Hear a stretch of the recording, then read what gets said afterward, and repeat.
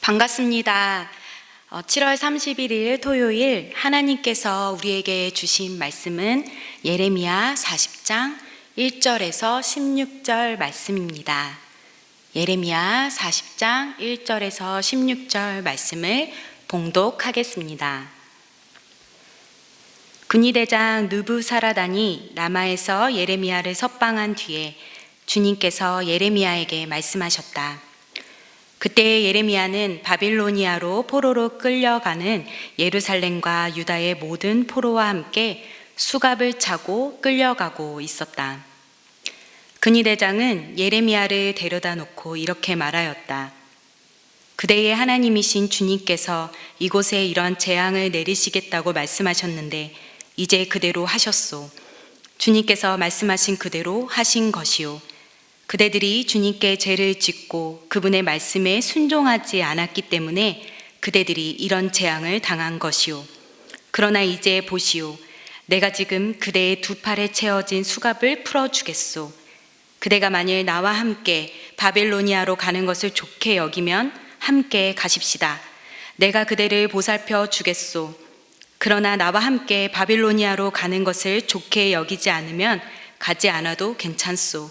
이 땅 어디든지 그대가 보기에 적당하고 마음에 드는 곳이 있으면 그곳으로 가시오. 예레미야가 아직 돌아가려고 하지 않으니까 그는 말을 계속하였다.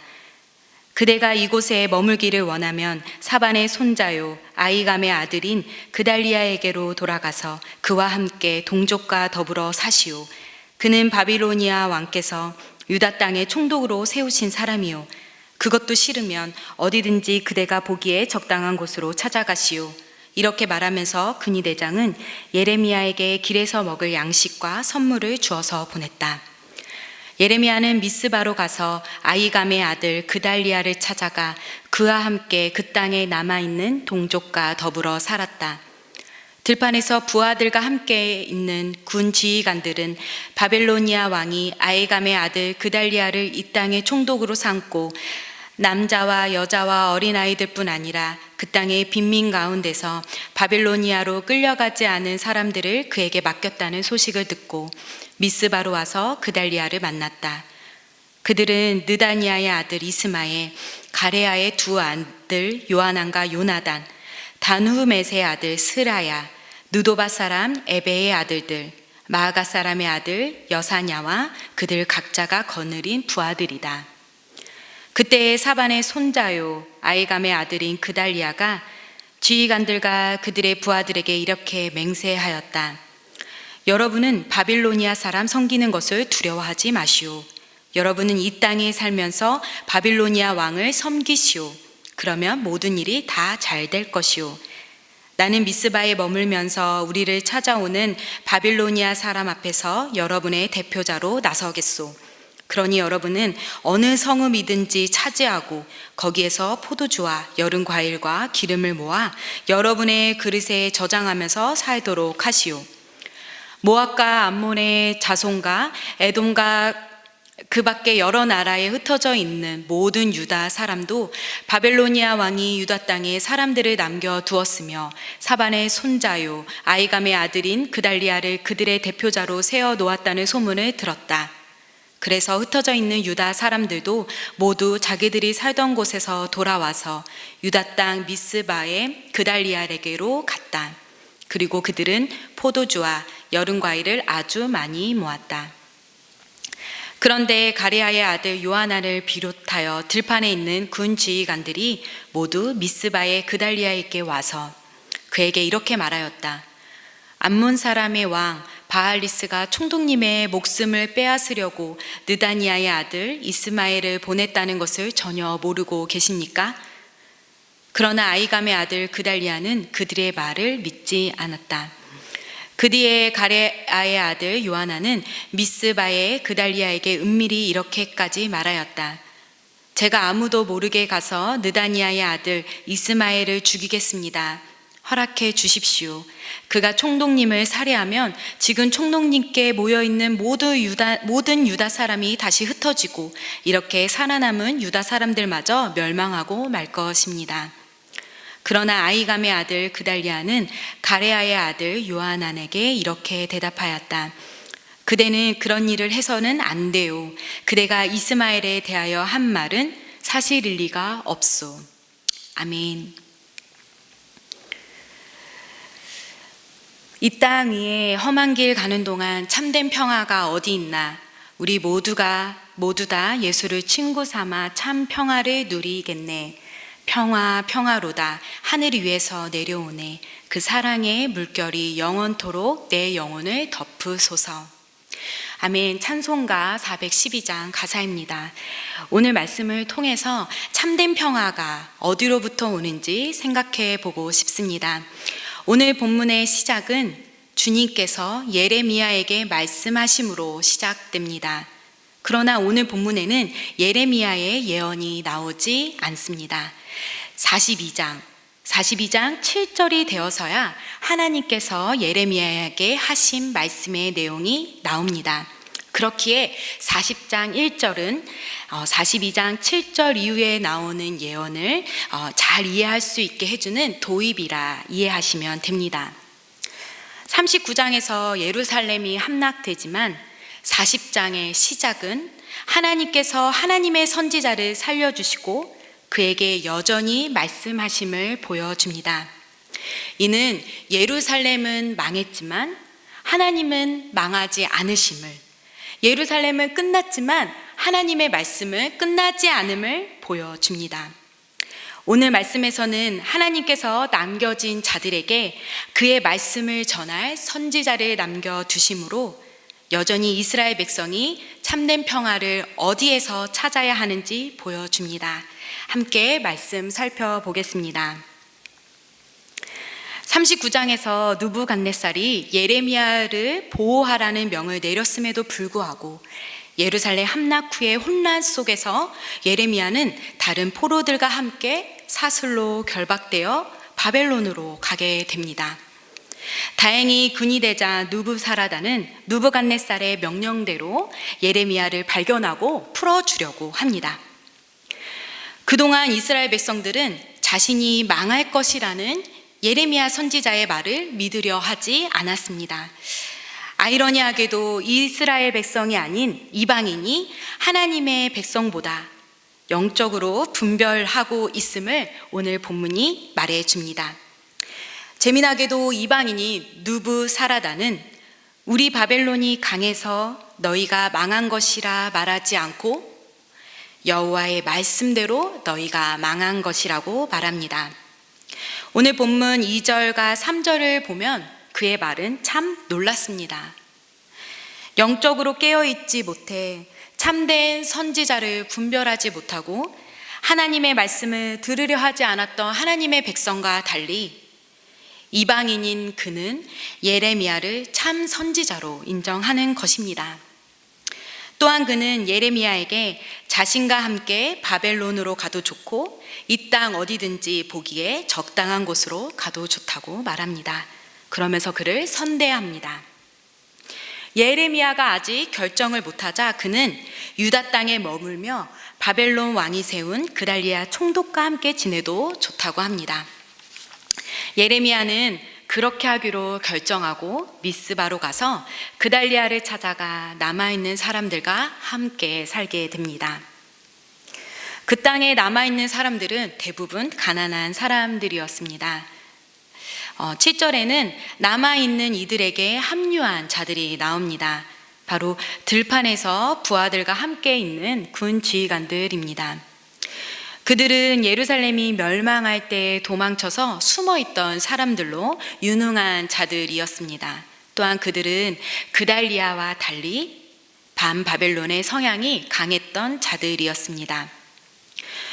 또 그들뿐만 아니라 11절을 보면 다른 땅에 흩어져 있던 모든 유다 사람들도 자기들이 살던 유다 땅으로 돌아옵니다. 그들 역시 반바벨론의 성향이 강한 자들이 대부분이었을 것입니다. 그달리아는 구절을 통해서도 알 수 있듯이 바벨론이 바벨론을 섬기는 것이 살 길이라고 말하는 친바벨론 성향의 리더였습니다. 이렇게 가난한 자들, 군 지휘관과 부하들, 흩어졌던 자들, 다양한 사람들이 모였습니다. 12절에 보니 모인 자들이 포도주와 여름 과일을 아주 많이 모았다고 말합니다. 이는 유다 땅의 번영과 평화를 보여줍니다. 여기까지 말씀을 보면 그달리아의 통치 아래 어느 정도 안정됨을 기대하게 됩니다. 그러나 13절부터 불길한 기운이 돕니다. 바로 들판에 있었던 반바벨론 성향이 강했던 군 지휘관들 중 한 사람인 이스마엘이 그달리아를 죽이려는 음모가 있다는 것이었습니다. 요하난과 다른 군 지휘관들은 이 사실을 그달리아에게 전하지만 그달리아는 그럴 리가 없다며 오히려 이스마엘을 저지하려는 요하난에게 그러지 말라고 말합니다. 오늘 본문은 이렇게 끝이 납니다. 하지만 안타깝게도 요하난과 군 지휘관들의 말은 사실이었습니다. 그리고 이스마엘은 끔찍한 살인자로 기달리아뿐 아니라 많은 사람을 죽이게 됩니다. 그 이후에 이스마엘은 암몬으로 도주하였고 요하난과 나머지 백성들은 이제 어떻게 할 것인지 그제서야 예레미야에게 묻습니다. 42장 7절 이하에 예레미야가 하나님의 말씀을 그들에게 전하지만 결국 그들은 또다시 하나님의 말씀에 순종하지 않습니다. 여러분, 예루살렘이 함락된 후에 그달리아의 통치 아래 남은 자들은 어느 정도 안정된 삶을 기대했을 것입니다. 그들이 모여 포도주와 여름 과일을 많이 모았을 때만 하더라도 그들은 한시름을 놓았다며 안도했을 것입니다. 그러나 그것도 잠시입니다. 불길한 기운이 감돕니다. 그들은 여전히 불안정합니다. 대체 참된 평화는 언제 오는지, 참된 평화는 어디 있는가 묻고 싶습니다. 이 땅에 사는 우리들의 삶도 마찬가지라 생각됩니다. 이제 좀 괜찮아졌다, 이제 좀 안정되고 괜찮다 싶을 때 또 다른 문제거리가 나타나 우리를 괴롭힙니다. 정치적으로나 사람 간의 관계적으로나 나의 내면도 모든 면에서 불안정합니다. 저는 아직도 기억이 납니다. 지난 2020년을 맞이하는 송구영신 예배를 드리며 2020년 한 해를 기대했던 기억이 납니다. 제가 신대원을 휴학하고 나서 복학을 앞둔 시기였기에 2020년을 좀 더 특별하게 기대했습니다. 그때만 해도 2020년을 코로나19라는 전염병으로 마스크를 끼고 살 것이라는 생각을 전혀 하지 못했습니다. 이처럼 우리는 한 치 앞도 예측할 수 없는 여전히 불안정한 삶을 살아갑니다. 사실 코로나19가 종식된다 하더라도 사실 또 다른 문제거리는 우리에게 찾아올 것입니다. 그렇다면 여러분, 이 땅에 참된 평화는 어디 있을까요? 평화, 하늘 위에서 내려오네. 그렇습니다. 참된 평화는 하늘로부터 옵니다. 오늘 본문에는 예레미야가 남은 자들과 함께 살지만 특별히 그의 역할은 없습니다. 남은 자들은 하나님께서 남겨주신 선지자를 통해 하나님의 말씀을 듣는 것이 지혜로웠을 텐데 오늘 본문에서 그들은 여전히 하나님을 찾지 않습니다. 그달리아는 온건하고 좋은 사람이었으나 분별력이 약했습니다. 그가 요하난과 다른 군지관들의 말을 가볍게 여기지 않고 지혜롭게 판단했으면 좋았겠다는 아쉬움이 남습니다. 누구든지 믿어주려고 하는 좋은 성품이었으나 주변에 일어나는 일들에 대해서 예민하게 반응하고 대처하지 않았습니다. 여러분, 평화는 상황을 좋게만 보려는 긍정적인 성품에 있는 것도 아님을 알 수 있습니다. 참된 평화는 말씀을 통한 바른 분별력과 그에 따른 실천에 있는 것입니다. 하나님께서는 남은 자들에게 하나님의 말씀을 전할 예레미야를 남겨두심으로 그들이 하나님께 나아 물을 수 있도록 하셨습니다. 그것이 그들이 평화를 발견하는 길인 것입니다. 여전히 불안정하고 계속적으로 문제거리가 있는 이 시대를 살아가는 우리들에겐 하나님께서 살아있는 말씀을 우리에게 주셨고 성령님이 함께 하십니다. 이것이 우리에게 참된 평화를 누리는 길인 것입니다. 예수님만이 우리의 평화 되십니다.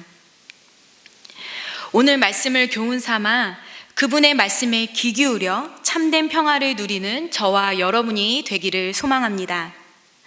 또한 그달리아에게 닥친 예기치 못한 일처럼 원수가 우리를 공격하는 일들은 수없이 일어납니다. 베드로전서 5장 8절에서는 너희 대적 마귀가 우는 사자같이 두루다니며 삼킬 자를 찾기에 근신하고 깨어 있으라고 말합니다. 오늘 하루 영적으로 깨어 있어서 말씀이 주시는 지혜로 판단하며 행동하는 저와 여러분이 되기를 소망합니다. 이 시간 오늘 주신 말씀을 기억하며 기도하길 원합니다. 하나님, 코로나19와 여러 공격으로부터 우리는 여전히 힘겹습니다. 그러나 변하지 않고 흔들리지 않는 진리의 말씀을 우리에게 주셨습니다. 이 말씀으로 참된 평화를 누리는 우리가 되게 하시옵고 세상 속에서 지혜롭게 분별력 있게 살아가길 이 시간 함께 기도합시다. 또한 내일은 주일입니다. 이 시간 주일 예배를 위해서 기도하기를 원합니다. 온라인으로 드려지는 모든 예배를 통해서 하나님의 말씀을 들음으로 참된 평화를 누리고 세상 속에서 지혜롭게 살아갈 힘을 얻게 해달라고, 분별 있게 살아가는 힘을 얻게 해달라고 이 시간 기도하길 원합니다. 그리고 개인 기도 드리겠습니다.